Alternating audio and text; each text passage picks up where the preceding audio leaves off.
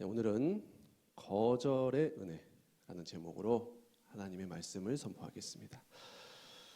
성도님들 이런 말 많이 들어보셨을 것입니다. 간절한 기도, 눈물의 기도, 가난한 심령의 기도를 하나님은 결코 외면하지 않으신다.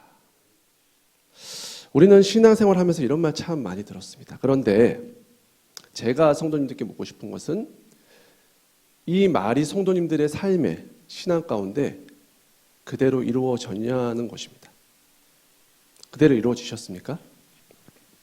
실제 삶에서 또 기도하는 과정 가운데 어떠셨습니까? 저는 그랬습니다. 간절한 기도에도 불구하고 나의 요청을 거절하시는 하나님, 저는 이 하나님을 만났거든요. 성도님도 어떠십니까? 그러면 이 말은 어떻게 된 것일까요? 간절한 기도, 눈물의 기도, 가난한 심령의 기도를 하나님은 결코 멸시하지 않으신다, 외면하지 않으신다, 들어주신다. 그럼 이 말은 어떻게 된 것일까요? 정말 눈물로 매달렸음에도 불구하고 하나님이 침묵하실 때가 있습니다. 그럴 때가 분명히 있습니다, 성도님들. 또는 간구하시는 걸 이루어 주시지 않을 때가 있습니다. 거절하실 때가 있다는 것입니다. 그럴 때 우리는 어떻게 반응합니까? 하나님 절대 외면하지 않는다고 하셨는데? 절대 멸시하지 않는다고 하셨는데? 그러니 어떻게 됩니까? 시험에 듭니다. 기도하기 멈춥니다. 심지어 크게 실망하고, 하나님께 크게 실망하고, 하나님 어떻게 너한테 이럴 수 있을 수가 있어요? 하고 교회를 떠나는 경우까지 생기게 된다는 것입니다. 이렇게 기도의 자리에서 우리의 청을 단호하게 거절하시는 이 하나님을 만날 때 우리는 그러면 그것을 어떻게 받아들이고 이해해야 될까요? 오늘 구약에서 가장 기도의 사람으로 대표적인 사람인 다윗이 등장을 하고 있습니다. 이 다윗도 어김없이 오늘 하나님의 거절을 만나고 있는 것입니다. 하나님이 다윗의 간절한 기도를 거절하셨습니다. 본문을 보시면 그런데 다윗은 이런 하나님의 거절 앞에서 굉장히 일반적이지 않은 말과 행동을 지금 보이고 있다는 것입니다. 이 안에 비밀이 있다는 것이죠. 오늘 우리는 다윗의 기도와 그 뒤의 이야기들을 통해서 우리는 하나님의 거절에 대해서 어떻게 이해하고 또 어떻게 받아들여야 하는가, 어떤 것이 우리의 신앙적인 올바른 태도인가, 그것에 대한 지혜를 나누고자 합니다. 자, 먼저 오늘 말씀 시작 부분 한번 보시겠습니다. 15절 말씀을 보시면 어떤 일이 일어나죠? 우리아의 아내라고 나옵니다. 밧세바죠. 밧세바가 낳은 다윗의 아들이 있었습니다. 그 아들을 하나님이 치셨습니다. 쳐셔서 심하게 앓는 사건이 지금 나오고 있습니다. 성도님들 다 아시는 대로 이게 왜 이렇게 됐죠? 밧세바 간음 사건이라는 치명적인 죄악을 다윗이 저질렀기 때문에 정말 입에 담을 수 없는 사건이 일어났죠. 이 큰 범죄를 저지른 다윗을 향한 하나님의 벌이었습니다. 아들을 치신 거예요. 선지자 나단이 그의 죄악을 낱낱이 밝혔고 하나님이 벌이 임할 것이라 하고 떠났습니다. 그 즉시 하나님이 다윗의 아들을 치신 것입니다. 자, 이 상황 속에서 지금 다윗이 어떻게 행동하고 있습니까? 16절 모습을 한번 보시면 무엇을 하고 있죠? 다윗이 밤새도록 땅에 엎드려 기도했다는 것입니다. 간절하게 금식하면서 역시 기도의 사람 다윗 같습니다. 그는 하나님의 이런 벌 앞에서 의기소침하거나 절망하거나 반항하거나 하는 것이 아니라 무엇을 했다는 것입니까? 그 즉시 엎드려서 간절하게 기도를 시작했다는 것입니다. 그 어느 때보다도 간절하게 눈물로 간구하며 하나님께 매달립니다. 제발 살려주십시오. 제발 살려주십시오. 이 다윗의 모습이 얼마나 간절했던지 왕으로서 해야 될 일을 하나도 하지 않습니다. 식음을 전폐하고 정사를 전혀 돌보지 않고 금식하면서 기도를 하는 거예요. 얼마나 간절하게 기도를 하셨는지 아시겠죠? 17절을 보시면은 그래서 그 집의 늙은 자들, 궁중 대신들이지요. 궁중 대신들이 다윗을 말리는 거예요. 어떻게 될 것 같은 거죠, 다윗이. 이러다가 우리 왕 어떻게 되는 거 아니냐 해서 말려보지만 다윗은 듣지도 않고 그들과 더불어 먹지도 않았다고 나와 있습니다. 그 정도로 간절했던 거예요, 하나님 앞에. 그는 자신이 초래한 죄의 결과로 나타난 이 커다란 고통 앞에서 가장 먼저 붙들어야 하는 게 무엇인지, 가장 중요한 것이 무엇인지를 정확하게 알고 행동했다는 것입니다. 그것이 무엇이죠? 기도였다는 것입니다. 기도. 자신의 최선이 기도였다는 것입니다. 성도님들, 우리도 이것을 머리로는 잘 알고 있습니다. 그런데 진짜 위기 상황을 만날 때 우리의 모습이 어떤가 한번 생각을 해보자는 것이죠. 이런 모습을 보이기가 쉽지가 않습니다. 다윗은 한 나라의 왕이었습니다. 왕은 그 당시에 한 나라의 절대 권력자입니다. 그가 할 수 없는 일이 거의 없습니다. 모든 것을 할 수 있는 사람이 왕입니다. 그가 아들을 위해서 할 수 있는 것이 수없이 많았을 것입니다. 세상적인 방법이요.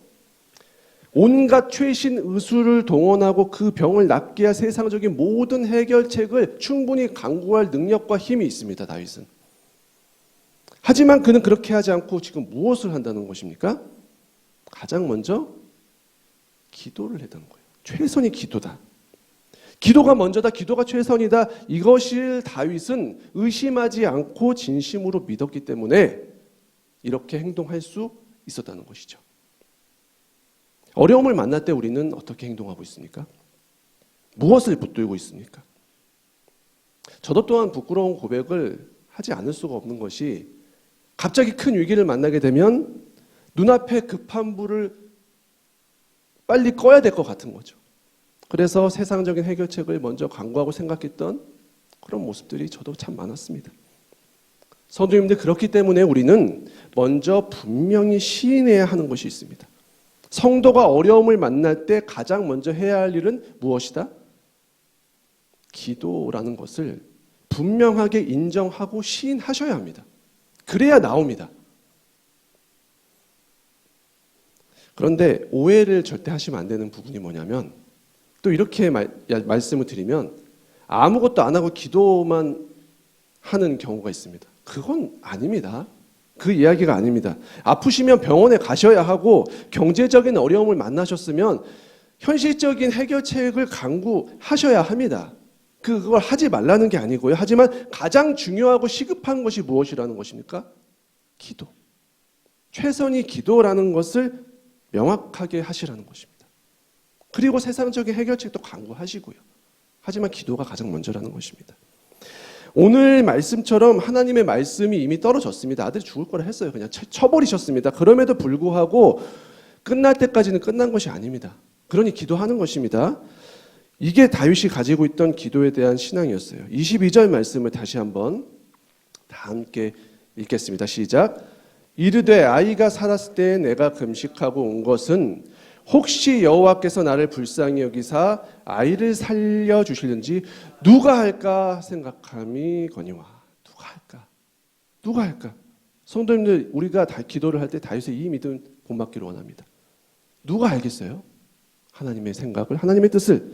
하나님의 기쁘신 뜻은 그 누구도 알 수 없습니다. 돌이키실 수 있습니다. 그러니 우리의 뜻으로 쉽사리 포기하지 마시고 낙담하지 마시고 기도하십시오. 누가 할까? 기도하십시오. 오늘 다윗은 충분히 자책하고 내가 벌받을 만하지 하는 상황에서도 기도를 포기하지 않았습니다. 하나님 앞에 기도하기를 포기하지 않았습니다. 이 모습을 본받아서 항상 주님 앞에 최선으로 기도하실 수 있는 우리 성도님들 될 수 있기를 주님의 이름으로 축원합니다. 자, 그런데 제가 하고 싶은 이야기는 사실 여기서부터입니다. 여기서부터가 중요합니다. 이렇게 온 몸과 마음을 바쳐서 처절하게 회개하고, 정말 처절하게 회개했거든요, 다윗이. 그리고 금식하면서 주님 앞에 겸손히 엎드렸습니다. 그럼에도 불구하고 그런데 오늘은 하나님이 다윗의 기도를 거절하셨다는 것입니다. 18절 말씀의 서두가 너무나 명료해서 힘이 쭉 빠집니다. 이래 만에 그 아이가 죽으니라. 아들에 대한 하나님의 결정이 변하지 않았습니다. 단호히 다윗의 그 간절한 요청을 거절하시고 죄의 값을 치르게 하셨습니다. 신하들은 어땠을까요? 그동안 식음을 전폐하면서 저렇게 목숨을 정말 걸어가면서 눈물로 아들을 위해서 기도했던 다윗이 이 소식을 들으면 정말 어떻게 되겠구나. 정말 이게 큰일이 나겠구나. 그래서 어떻게 합니까? 전화기를 주저하는 모습을 보입니다. 그런데 19절 말씀을 보시면 신하들이 수군거리는 모습을 다윗이 본 것입니다. 어떡하지? 뭔가 낌새를 눈치챈 것입니다. 그래서 물어봅니다. 아이가 죽었느냐? 하니 대답하되 죽었나이다. 어쩔 수 없이 대답을 한 거죠. 자, 이렇게 다윗이 자신의 아들의 죽음을 깨달았을 때 그의 다음 행동을 보시면 놀라움을 넘어서 위화감까지 느껴집니다. 어떻게 이럴 수가 있지 싶습니다. 20절 말씀을 다 함께 읽겠습니다. 시작. 다윗이 땅에서 일어나 몸을 씻고 기름을 바르고 의복을 갈아입고 여호와의 전에 들어가서 경배하고 왕궁으로 돌아와 명령하여 음식을 그 앞에 차리게 하고 먹은지라. 성도님들, 이 행동이 이해가 되십니까? 방금 전까지 식음을 전폐하면서 그렇게 눈물로 기도를 했다니까요, 다윗이. 근데 어떻게 이럴 수가 있죠? 우리만 놀라는 것이 아니라 그 행동을 본 모든 신하들이 놀란 것입니다. 당황하기 시작합니다. 그래서 묻는 것입니다. 다윗에게 21절 말씀을 한번 보십시오. 다윗에게 그래서 아니 아이가 살았을 때는 그를 위해서 그렇게 금식하고 우시더니 도대체 죽었다는 소식을 들었는데 어떻게 일어나서 음식을 드십니까? 이 일이 어찌 됨이니까 물어볼 수밖에 없는 것이죠. 이해가 안 되니까, 상식적이지가 않으니까요. 그때 다윗의 대답은 그의 신앙을 아주 잘 보여주고 있는 것입니다. 22절 23절 말씀을 보실까요? 이르되 아이가 살았을 때 내가 금식하고 온 것은 혹시 여호와께서 나를 불쌍히 여기사 아이를 살려주시는지 누가 할까 생각함이거니와 지금은 죽었으니 내가 어찌 금식하랴. 내가 다시 돌아오게 할 수 있느냐. 나는 그에게로 가려니와 그는 내게로 돌아오지 아니하니라. 다윗의 신앙입니다. 다윗의 고백인 것입니다. 다윗은 하나님의 거절을 응답으로 받아들인 것입니다. 그게 응답이라는 거예요. 거절. 간절한 기도에도 불구하고 나타난 하나님의 거절이라는 응답 앞에서 그래서 충격을 받지 않는 것입니다. 슬퍼하면서 절망하는 것이 아니라 하나님의 결정을 겸손하게 받아들이는 것입니다. 이것은 온 마음으로 기도한 사람에게만 나타날 수 있는 것입니다. 정말 온 마음으로 자신이 할 수 있는 최선을 다해서 기도했기 때문에 하나님의 이 결정 앞에서도 오히려 그것을 받아낼 수 있는 것입니다. 자신의 최선을 다했으니까요. 최선을 다한 사람은 후회나 미련이 남지 않습니다. 다윗은 최선을 다해서 아들을 위해서 할 수 있는 것을 했습니다. 자신의 기도를 하나님이 분명히 들으셨고 자신의 마음도 보셨고 그럼에도 불구하고 하나님이 결정을 바꾸시지 않으신다면 그것을 순복하고 인정한 것입니다. 이것이 다윗의 믿음입니다. 그렇게 그는 자신의 범죄로 인한 이 처참한 결과에 더 이상 괴로워하지 않습니다. 최선을 다해서 해봤습니다. 절망 속으로 빠져들지 않습니다. 그리고 그 괴로움과 위기를 새로운 시작의 터닝 포인트로 삼고 있는 것입니다. 몸을 씻고 기름을 바르고 의복을 갈아입고 주님께 경배한 후에 음식을 먹습니다. 이 모든 것이 다윗의 믿음을 보여주는 것입니다.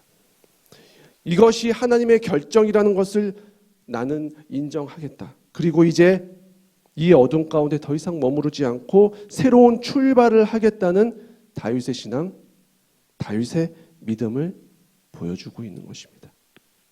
사랑하는 성도님들, 우리는 온 마음으로 간절하게 기도하는 것의 중요함은 참 잘 알고 있는데 그 이유가 더 중요하다는 사실은 잘 모를 때가 많습니다. 간절한 기도만큼 중요한 것은 무엇이죠? 그 기도에 대한 주님의 응답에 대해서 그것이 무엇이든 인정하고 순종하는 것. 이것이 참 중요합니다.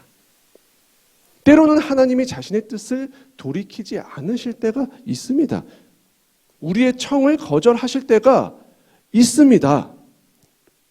그것을 이루어주지 않으실 때가 있다는 것입니다. 그렇다면 그 거절을 주님의 뜻으로 알아야 하는 것입니다. 이게 올바른 성도의 자세죠. 내 뜻만 이루어주는 것만 기도 응답이 아닙니다. 이루어주시지 않은 것도 기도 응답입니다. 거절의 응답을 주실 수 있다는 것입니다.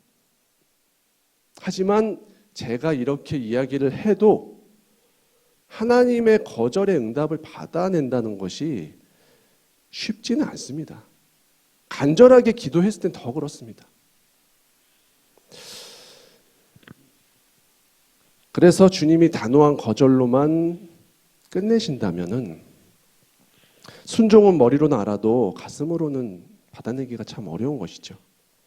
그래서 여기서 우리가 알아야 될 한 가지 사실이 더 있습니다. 마지막 한 가지 사실. 하나님의 거절은 그것으로 끝이 아니다.